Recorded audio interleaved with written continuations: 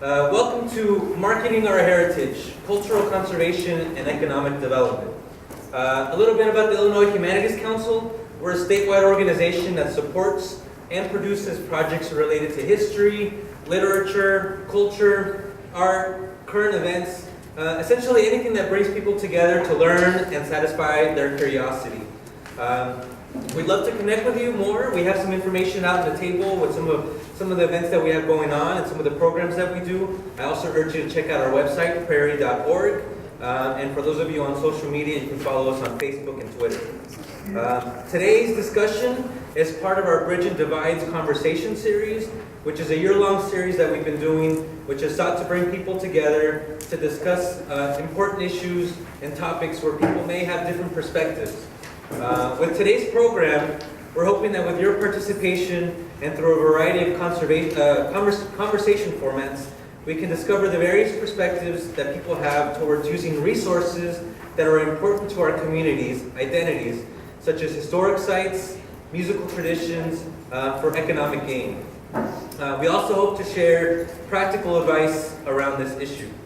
We're grateful to everyone here that's made today's program possible, including our partners, the Illinois Historic Preservation Agency and the Cahokia Mounds State Historic Site for giving us this space, as well as the Boeing Company for supporting the year-long Bridge and Divide series. That's it for me. I want to introduce our Master of Ceremonies for today's event. He's been exploring the cultural resources of this region and sharing them with communities for more than 25 years. He's received 16 Emmy Awards for his work as a journalist and producer of documentary and public affairs programs. He's a senior producer at 9 Network Public Media, and he's presented programs examining many facets of life in this region on KETC Channel 9. Please join me in welcoming Mr. Jim Kirchherr.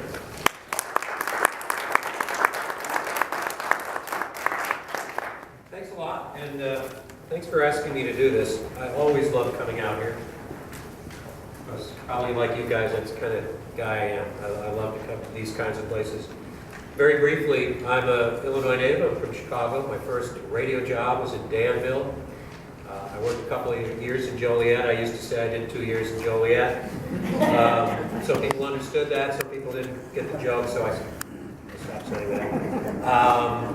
The neat thing about working and moving around, although I've been in St. Louis for a long time now, is people would say, Danville, gosh, wasn't that boring? And I used to say, there isn't any place that I've ever lived that's boring. Because I always love to explore the history, and of course what's going on. If you're covering news, it never gets boring. So that's one of the things that I've been allowed to do in my career, is actually do stories, do documentaries about things which I'm normally interested in anyway. Part of that certainly came from driving vacations and having a father who always pulled off the side of the road to read the plaque and the historical marker, which I did for my kids as well. So I think that probably sounds familiar to a lot of you. You probably do the same thing. I'm going to read a little bit of the introduction because these are not my words, but I want everybody to understand and get a sense of what we're talking about. And really, here's the question: should communities use their cultural heritage to generate economic opportunity?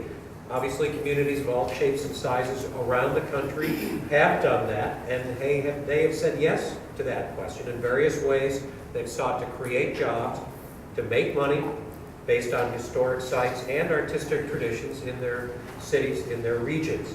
Plymouth Plantation in Massachusetts, plantations of Natchez and Baton Rouge, Cherokee basketry in the Carolinas, totem pole carving in Alaska. So I was driving over, I was thinking, does walnut bowls in the Arkansas fit into that? I don't know. But here in our own backyard, certainly. Visitors explore the domains of the ancient Mississippians, the French fur traders, especially during this 250th anniversary of the founding of St. Louis, Mark Twain, Miles Davis, lots more. In many cases, such endeavors have largely achieved what people hoped they would. Conserving the culture yields economic benefits, and those economic benefits create an incentive for keeping alive the culture and keeping it healthy. Should be, could be, has been in some places a win-win situation.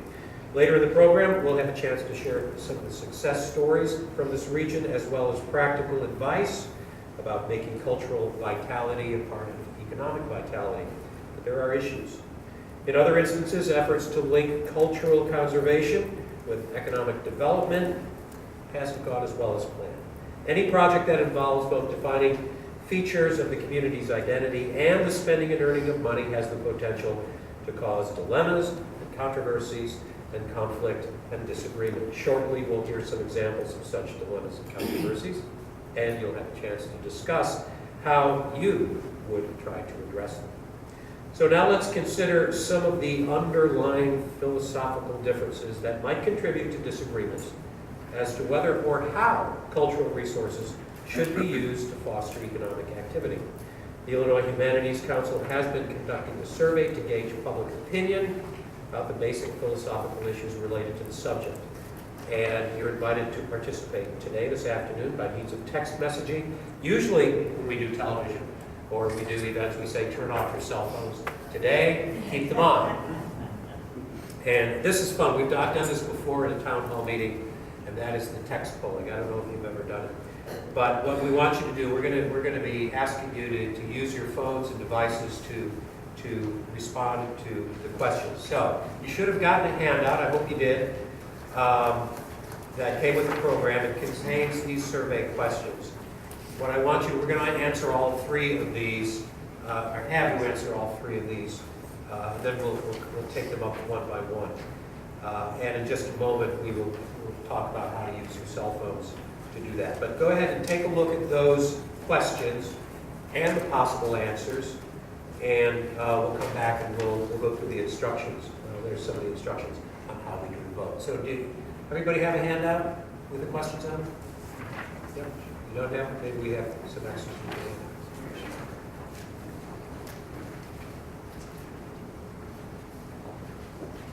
So we want to do all three of these, right? We don't want to do one at a time, so we're going to want to take all three of these. But if you go through it step by step, we will be sending the text message to, here's the number, 22333.